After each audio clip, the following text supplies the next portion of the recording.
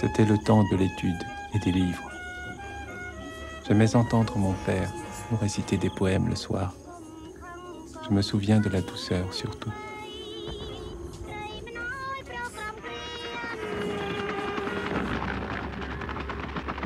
Puis la guerre est venue. Les bombardements se sont rapprochés dans les années 70. Je me souviens des premiers morts, de notre peur, de ma tristesse d'enfant. Il y a tant d'images qui passent, repassent dans le monde, qu'on croit posséder parce qu'on les a vues. Quand on découvre une image sur un écran, qui n'est pas un tableau, un linceul, alors elle ne manque pas.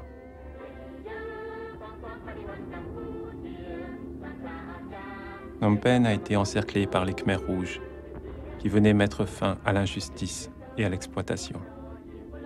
Ils sont entrés dans la capitale le 17 avril 1975. Il n'y a pas eu de cri de joie, mais une attente silencieuse. J'y étais. Je me souviens du regard de ces jeunes combattants, comme si nous n'avions pas été là. On leur avait donné un ordre, ne jamais toucher l'ennemi de la main. L'ennemi, c'est moi. J'ai 13 ans. La banque centrale est dynamitée avec ses billets.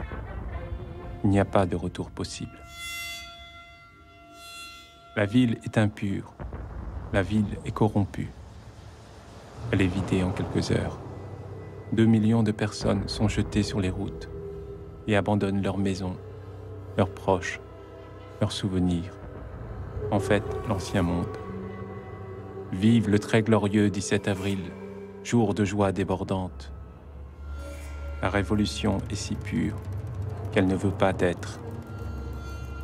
Maintenant, Phnom Penh peut être filmé, comme dans la prophétie de Putumni.